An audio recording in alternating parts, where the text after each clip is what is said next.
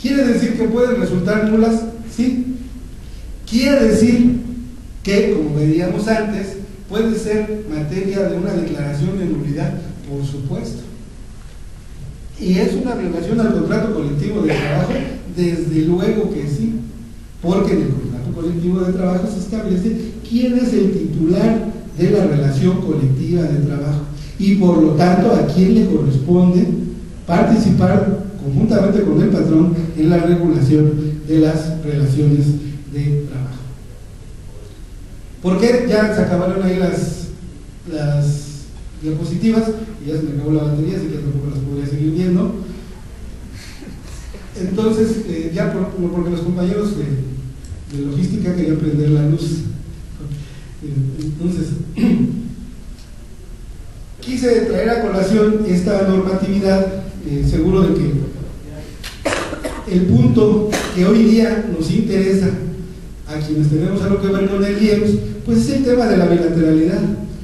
Es decir, tenemos unas condiciones generales de trabajo que se encuentran desde luego contenidas en un contrato colectivo de trabajo, que es la denominación legal que nos corresponde. Condiciones generales de trabajo es la denominación para los trabajadores que se sigue por el apartado B. Mismas que, uno, se encuentran limitadas por el presupuesto, que es el argumento siempre del patrón. Dos, nos encontramos limitados al estar este sindicato administrando un contrato que no concibió, un contrato que fue pactado con otro sindicato en condiciones que desconocemos y que no vamos a criticar ahora. Pero esta limitante nos lleva, entre otras cosas, a tener que enfrentarnos a esa actitud de la patronal de mantener la unilateralidad a como dé lugar. Y es algo que tenemos que vencer. ¿Cómo? Bueno, pues ya vimos todas esas normas, pues tendrían que haber pasado por la opinión del sindicato. Si no pasaron por el sindicato que anteriormente era titular, bueno, pues fue porque renunció a sus derechos. Y si no han pasado por la opinión, por la negociación colectiva con este sindicato, es porque la patronal se ha venido negando y pretende actuar de manera unilateral. ¿Por qué? Porque obviamente es más cómodo para ellos. Todos los patrones, compañeros, en todos los ámbitos argumentan eso. Cuando tenemos una lucha por una titularidad de contrato en alguna empresa privada, siempre lo que nos dicen los patrones es: yo tengo derecho a trabajar con quien yo quiera, con el sindicato que yo quiera. Obviamente jamás nos han podido decir en qué ley se encuentra ese derecho que ellos dicen tener. Obviamente les es más cómodo trabajar con un sindicato que no se meta en lo que no le importa y los deje a ellos actuar como les parezca conveniente. Me queda claro que nosotros tenemos una comunidad participativa, proactiva, tan participativa que a veces los compañeros se pican los ojos. Y lo platicaba con algunos compañeros del comité, que yo quiero en algún momento tener la oportunidad de comentar que no es bueno eso de andarle mandando cartitas al doctor Bazán para pedirle que reconsidere una u otra conducta. Compañeros, el señor es el patrón, todavía no se acaba la lucha de clases. El señor es el enemigo de clase. Ya sé que a algunos les puede parecer arcaico, lo que ustedes quieran, pero yo cada vez que toco este tema me acuerdo de unas pláticas que nos daba Jorge Calderón, más conocido como el Robin, en la Facultad de Economía, donde nos hablaba del embrión que ya teníamos de una burguesía burocrática. En aquel entonces, estamos hablando de los 80s, esa burguesía burocrática que no iba a ser dueña de los medios de producción, pero sí se estaba haciendo dueña del capital, del dinero público, del dinero fiscal, por medio de la disputa del poder.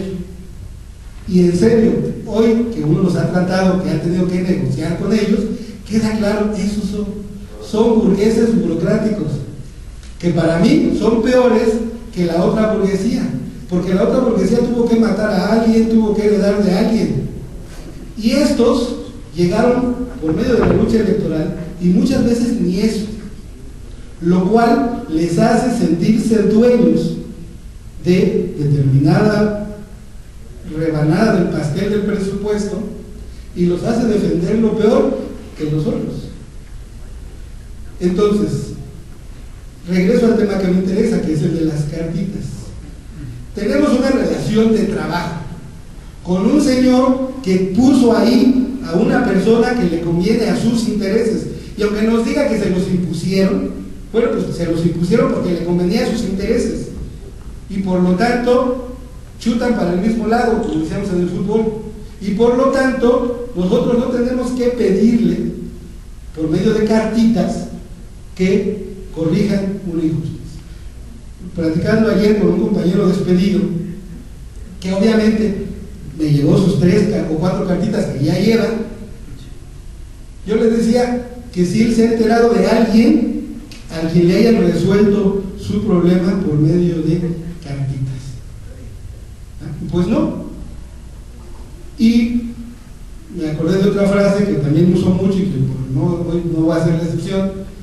Yo siempre les digo a los compañeros, se los dije a los compañeros de bachilleres de Chiapas, ahora que hablábamos de la discusión de sus contratos, les decía que, bueno, desgraciadamente hay documentos que a veces para lo que sirven, compañeros, raspan, porque en realidad se pueden convertir en problemas para nosotros, y la defensa jurídica a veces se encuentra con esos problemas, con que un abogado plantea una defensa jurídica negando determinados hechos porque así conviene a la defensa jurídica, pero resulta que el compañero o compañera ya le mandó una carta al enemigo pidiéndole que lo disculpe por haber incurrido en esa conducta, o justificando esa conducta. Un caso que varios conocemos, no voy a decir nombres para proteger a los inocentes, pero el compañero decía: es cierto, incurrí en esa conducta, pero es injusto el que se me haya rescindido porque me vi impelido a incurrir en esa conducta. Es decir, él pide justicia, pero se la pide al enemigo, y para que le dé justicia le reconoce haber cometido la conducta que aquel reputa ilegal. Es como cuando los judiciales le dicen a uno, si quiere que le ayude, diga la verdad, y ahí va la persona y reconoce cualquier cosa. Entonces, dentro de nuestras condiciones generales de trabajo, dentro de nuestro contrato colectivo de trabajo, está claro que hay que llevar a cabo un procedimiento para la baja, que no está reglamentado, que hay que reglamentarlo adecuadamente. El patrón se niega, tenemos que exigir que se reglamente, tenemos que buscar que haya un derecho de todos los trabajadores, no es un derecho del sindicato como luego malamente se piensa. El sindicato tiene que ser la concreción de las aspiraciones de los trabajadores. Si los trabajadores afiliados, el sindicato no tendría ni vida legal. Sin embargo, los propios trabajadores tienden a separarse orgánicamente del sindicato, a decir, pues que fui a ver al sindicato a ver qué hace por mí, o me castigaron porque no voy a la asamblea. Hace poco teníamos una discusión muy interesante con Raúl sobre si la participación en las asambleas es un derecho o una obligación. En mi opinión, tendría que ser un derecho.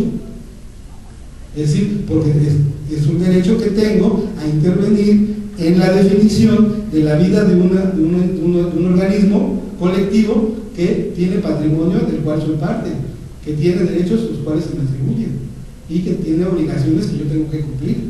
Entonces, tendría que ser un derecho, porque los compañeros lo ven como una obligación. Para ya no abusar más del tiempo, concluiría nada más con un tema que tiene que ver con lo de ahora. Nos enfrentamos, les decía, a un enemigo que se hace de sus aliados. Entonces nosotros tenemos que verlos como lo que son, un enemigo de clase, porque en mi opinión lo son, y buscar, por lo tanto, que nuestros derechos se hagan valer por las vías legales y que queden debidamente documentados para que sean debidamente ejecutables, y no quedarnos con la actitud discrecional que alguien que está claro que pretende que vuelva al pasado, que le conviene más un sindicato que se diga independiente pero que sea un sindicato charro, No es gratis, compañeros, que se haya impedido la participación en este evento, y a un sindicato que no es titular, pero por el hecho de ser un sindicato que se pone de rodillas ante el patrón, pues sí, le permiten que sus afiliados participen en eventos que muchas veces no tienen nada que ver con la actividad sindical. Entonces, tenemos que asumir que nuestras condiciones de trabajo las podemos y las debemos defender e imponer, porque de otra manera pues nos va a ocurrir lo que nos está ocurriendo. Yo no critico lo que hace la patronal, entiendo que están defendiendo sus derechos. No critico tampoco lo que hacen los compañeros chavos que se dicen independientes, porque ellos están en su modus vivendi, perfecto, bueno y sano. Lo que me preocupa es que nosotros no estemos todavía sentando al patrón o ya pensando cómo entrar a hacer valer los pocos derechos que ya tenemos y cómo hacer valer nuestro derecho de mejorarlos. Para no estar a ver si a quién se le ocurre ahora, porque creo que ahora en el IEMS manda un tal señor Ceciliano, porque entiendo que el doctor Bazán está ahí como florero, como adorno, porque uno llega a acuerdos con él y el señor no cumple. Entonces, ¿qué es lo que tendríamos que hacer? Bueno, pues primero que se defina claramente que ahora quien manda en el IEMS es el señor Ceciliano. No tengo el gusto de conocerlo, pero por lo que la información que me llega, pues me queda claro que quien manda ahora es él, y está bien, qué bueno, pero pues ya que quiten al otro señor que está ahí de florero y que pongan al que verdaderamente manda, para que nuestras condiciones de trabajo sean realmente aplicables y sean realmente operativas. Pues por el momento yo me quedaría ahí, compañeros, porque ya me pasé.